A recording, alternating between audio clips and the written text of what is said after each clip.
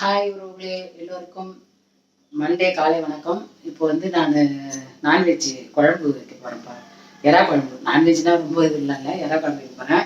காட்டுறேன் பாருங்கள். வாங்க வீடியோக்குள்ளே போகலாம். என்ன எப்படி செய்கிறேன்றதை காட்டுறேன். ஏன்னா ஏற்கனவே போட்டிருக்கேன். இருந்தாலும் வந்து அப்பப்போ புது சப்ஸ்கிரைபர் வரீங்க இல்லையா, அவங்களுக்காக போடுறேன் பாருங்கள். எறா க்ளீன் பண்ணி எடுத்துகிட்டு வந்துட்டேன். எறா வந்து க்ளீன் பண்ணி எடுத்தாச்சுப்பா. இப்போ காயெல்லாம் அரைஞ்சிட்டு வந்துடுறேன்.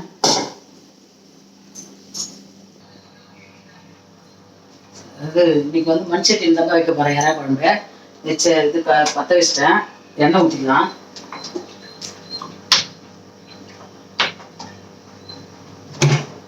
எண்ணெய் ஊற்றி வச்சு தெரியுதா,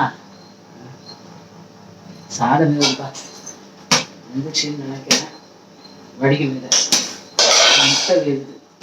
வந்துருச்சு, அப்பவும் வந்துருச்சு.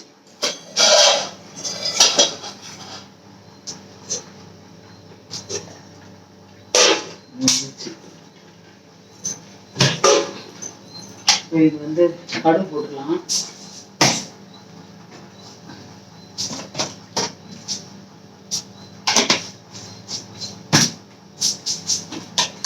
வெந்தயம் போட்டுக்கலாம்ப்பா, கொஞ்சோண்டு வெந்தயம் போட்டுக்கலாம்.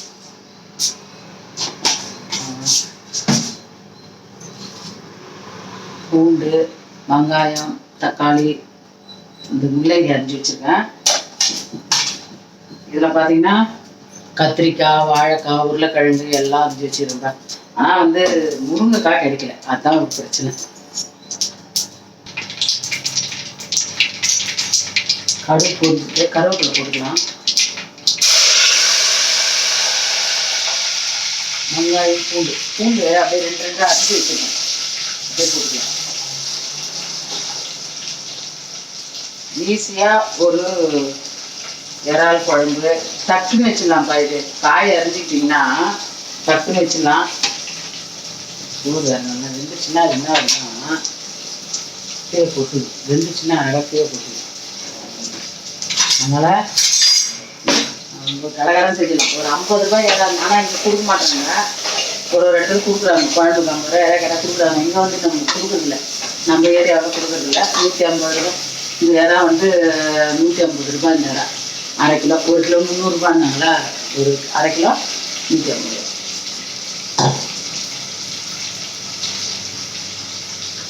சரி, எறா குழம்பு கேட்டாங்க. சரி, ஆனால் மீன் குழம்பு அது இது அதில் சிட்டி வீட்டில் நேற்று மீன் குழம்பு கொடுத்தாங்க. நேற்று போனாங்க, அது இருக்குது, மீன் குழம்பு இருக்குது. அதனால் இது பண்ணிடலாம் அப்படின்னு இது வதங்கிட்டோம்பா.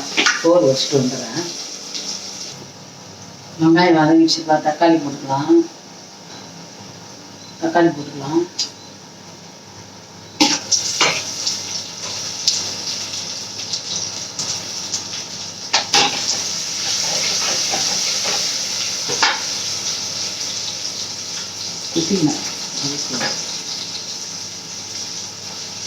உப்பு போட்டுக்கலாம். தக்காளி வதங்கிட்டு உப்பு போட்டுக்கலாம்.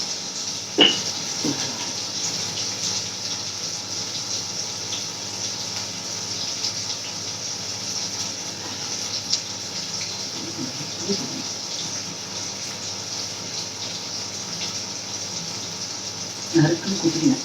பின்னால் பிச்சுங்கிறா பொழுது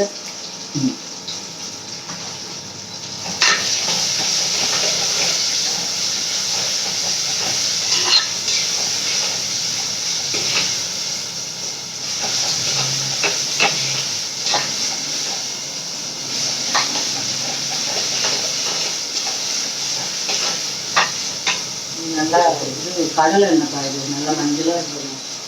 இது அது அம்மா வீட்டில் இது செக்கு ஆட்டின எண்ணெய். அம்மா வீட்டில் இல்லை, அந்த கடையில் அவங்க வீட்டாண்ட ஆட்டினாங்க. அதில் வந்து 10 லிட்டரு வாங்கிட்டு வந்து நினைக்கிறேன். ஆமாம், 10 லிட்டரு வாங்கிட்டு 2 மாதம் கூட வரல. ஒரு மாதத்துக்கு 5 லிட்டரு தான் வருது. 5 லிட்டரு ஆகுது எனக்கு. 2 மாதத்துக்கு 10 லிட்டரு கன்ஃபார்ம். இன்றைக்கும் நான் ரொம்ப பலகாரம் கூட செய்யறது இல்லைப்பா. வடைலாம் இந்த இதுக்கு சுட்டை எதுக்குன்னா, நம்ம சாமி கும்பிட்றது இல்லைங்களா, வடை, அப்புறம் வந்து பாயாசம், வடை சுடுறேன். அப்போ தான் வடை சுடுறேன். மற்ற டைம்லாம் பஜ்ஜி போகலான்னு நினச்சி நேற்று கூட போடல. அங்கே போய்ட்டு சிட்டி வீட்டில் போட்டாங்க பஜ்ஜி. அதனால் நிறைய வந்து எண்ணெய் 5 லிட்டரு ஆகுது. அது திட்டின்னு இருக்குது, 5 லிட்டரு எண்ணெய் ஆகுதா, 5 லிட்டரு எண்ணெய் ஆகுதா அப்படின்ட்டு. இப்போ வந்து நம்ம இந்த இது போட்டுக்கலாம்ப்பா, முள்ளங்கி வதங்கிடுச்சு. கொஞ்சம் அந்த தக்காளி வதங்குறப்பவே போட்டுக்கலாம், நல்லதுதான். முள்ளங்கி ஃபஸ்ட்டு நல்லா வதங்கணும், அதுக்கப்புறமா காயெல்லாம் போட்டுக்கலாம். முருங்கைக்காய் தான் இல்லைப்பா, எல்லா காயும் இருக்குது, முருங்கைக்காய் இல்லை. முருங்கைக்காய் தான் இல்லை, வதங்காய் நல்லா வதங்க. இப்போ வந்து முள்ளங்கி நல்லா வதங்கிச்சு. வாழைக்காய், உருளைக்கிழங்கு, கத்திரிக்காய், 2 அவரைக்காய் எல்லாம் வந்து போட்டுக்கணும். ஆனால் நல்லா இருக்குங்க, இந்த குழம்பு டேஸ்ட்டாக இருக்கும். அந்த மாதிரி வச்சு பாருங்கள். ஆனால் நல்லா இறா வந்து நிறைய போடணும். இறா சில பேர் வந்து கம்மியாக போட்டுருவாங்க, சில பேர் கம்மியாக போட்டுருவாங்க. அது மாதிரி போட்டால் அவ்வளோ வாசனை வராது, வேற ஒன்றும் இல்லை. நல்லா போட்டு வதக்கணும், இறாவையும் போட்டு நல்லா வதக்கணும். அப்போ தான் வந்து இறா குழம்பு வந்து நல்ல ஒரு மணமாக இருக்கும். காய் நிறைய போட்டிருந்தோம், அது வதங்கிடும். வதங்கிட்டோடனே இது கம்மியாகிடும்.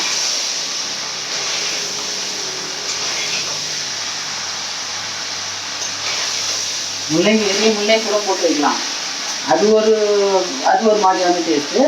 இது வந்து ஒரு நல்லாயிருக்கும், இதுக்கு வச்சு நல்லாயிருக்கும். இப்போ வந்து நம்ம இறாவும் போட்டுக்கலாம், க்ளீன் பண்ணிட்டு இறாவும் போட்டுக்கலாம்.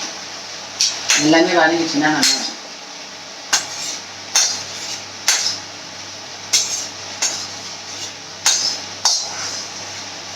எங்கள் வீட்டில் எல்லாருக்குமே இந்த இறா குழம்புனா சாப்பிட முடியும். கார குழம்புனா சாப்பிட மாட்டாங்க அவ்வளோவா, இறா குழம்புனா விரும்பி சாப்பிடுவாங்க. அதனால் அது இறா குழம்புல வந்து இது முட்டை வச்சு போடணும், அது ஒன்று. அதுதான் 2 in 1.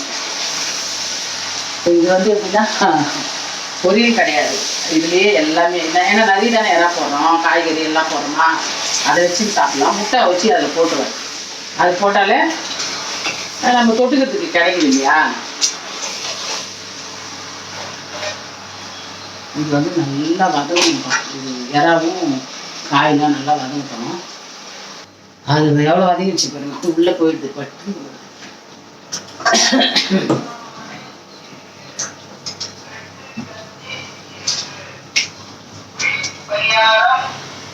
இப்போ வந்து நம்ம இந்த மஞ்சத்தூள் 1 ஸ்பூன் மஞ்சத்தூள் போட்டாச்சு. அதில் இந்த இறாவில் தண்ணி விட்டுரும், அது இறாவில் நல்லா தண்ணி விடும். போத்துன்னு இருக்கும், இறாவில் தண்ணி ஐஸில் வச்சுருந்து அவங்க அது இது பண்ணுறதால நல்லா தண்ணி விட்டுரும் இறா. ஆமாம்,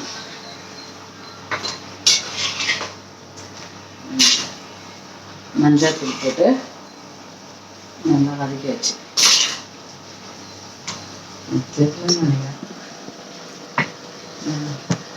ஓகேவா, மஞ்சள் தூள் போட்டு வதக்கிட்டேன்.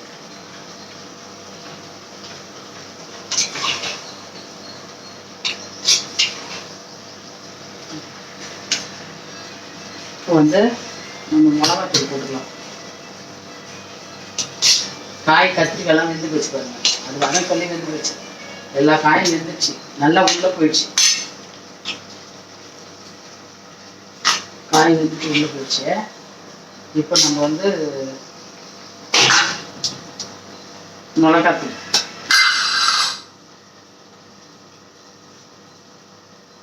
புளி ஊற்றணும், அதனால மிளகாத்தூள் வந்து தேவையான அளவு உப்பு போட்டுக்கணும்.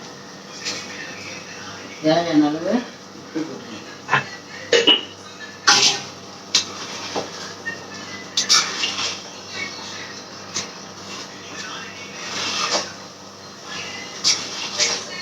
இப்பயே பார்த்தீங்கன்னா அவ்வளோ வாசனையாக இருக்குதுங்க.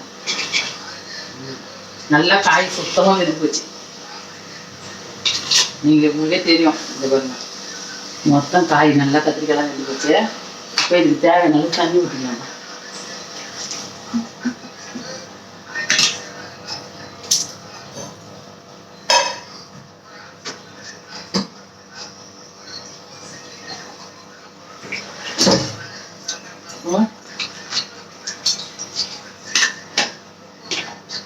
காய் நிறைய போட்டுக்கிறதுனால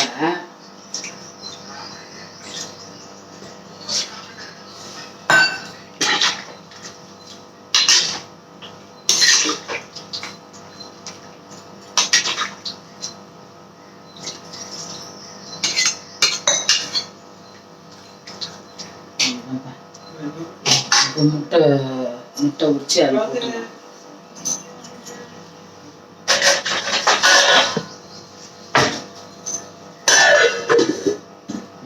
உருகிட்டேன்.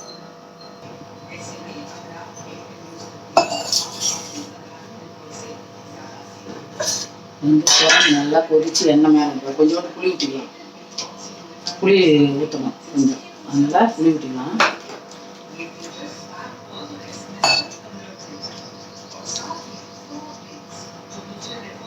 அன்றைக்கி மீன் குழம்பு கரைச்சிட்டு வச்சோம் புளி கொஞ்சோண்டு, கொஞ்சம் தாங்க ஊற்றணும், நிறைய ஊற்றக்கூடாது. ஏன்னா இது வந்து புளிப்பு தாங்காது. இறா குழம்பு வந்து முளையெல்லாம் போட்டுக்கோம் இல்லையா, புளிப்பு தாங்காது. அதனால் கொஞ்சமாக ஊற்றணும், சும்மா அவ்வளோதான். சரியா போச்சா? இல்லைன்னா புளிக்கும் நல்லா இருக்காது குழம்பு. இப்போ வந்து நம்ம இதை பார்த்துக்கலாம். முட்டை போட்டேன், உரிச்சு போட்டுருந்தோம். இப்போவே பாருங்கள் குழம்பு வந்து நல்லா தகன்னு இருக்குது பாருங்க. எப்படி இருக்கு பாருங்க.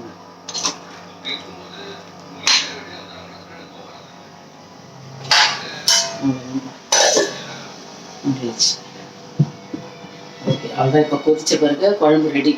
சாதமும் வச்சுட்டேன், சாதம் வச்சு அவ்வளோதான். இது வந்து இப்போ சாப்பாடு கட்டிடுவோம்ப்பா, முடிஞ்சுது. தோசை ஊற்றி கொடுத்துட்டேன் சாப்பாடு. மீன் குழம்பு இருந்தது இல்லையா, மீன் குழம்பு காமிச்சேன், அதை தோசை ஊற்றி கொடுத்தாச்சு. இப்போ இதுதான் கொதிக்கிட்டோம். அவ்வளோதான்ப்பா, குழம்பு கொதிச்சிச்சு. எப்படி இந்த மாதிரி எண்ணெய் பிரிஞ்சு வந்துச்சுன்னா குழம்பு ரெடியாக ஆகிடுச்சுன்னா அர்த்தம். வந்துச்சுங்களா? செம்மையாக நல்லா செம்மையாக இருக்கு பாருங்க குழம்பு. டை முட்டை போட்டு வச்சுது. அவ்வளோதான்ப்பா, முடிஞ்ச குழம்பு ஆஃப் பண்ணிக்கலாம். அவ்வளோதான்ப்பா, மேலே முடிஞ்சது. வீடியோ முடிச்சுக்கலாம். சாதம் வடிச்சாச்சு. இறால் இருந்தால் சீக்கிரமாக ஒரு மீன் இறா குழம்பு வைக்கிறதுக்கு ரெசிபி போட்டிருக்கேன், பாருங்கள். பார்த்துட்டு மறக்காமல் கமெண்ட் பண்ணி லைக் பண்ணிக்கோங்கப்பா. புதுசாக பார்க்குறவங்க சப்ஸ்கிரைப் பண்ணிக்கோங்க, சரிங்களா? எல்லாம் பார்க்குறீங்க, ஆனால் இப்போ பரவாயில்ல பார்க்குறீங்க. ஆனால் இது கமெண்ட் வரணும். ஒரு ரெண்டு 3 பேர் பண்ணுறாங்க, மீறி பேர்லாம் பண்ணுறதில்ல. லைக் பண்ணி கமெண்ட் பண்ணிக்கோங்கப்பா. அவ்வளோதான்ப்பா, இறா குழம்பு சிம்பிளாக வச்சுருக்கேன், பார்த்துருக்கீங்க. அதை பார்த்து செஞ்சுட்டு கமெண்ட் பண்ணுங்கள். பாய். இந்த வீடியோ எடுத்துகிட்டு முடிச்சு கொள்கிறேன். பாய்.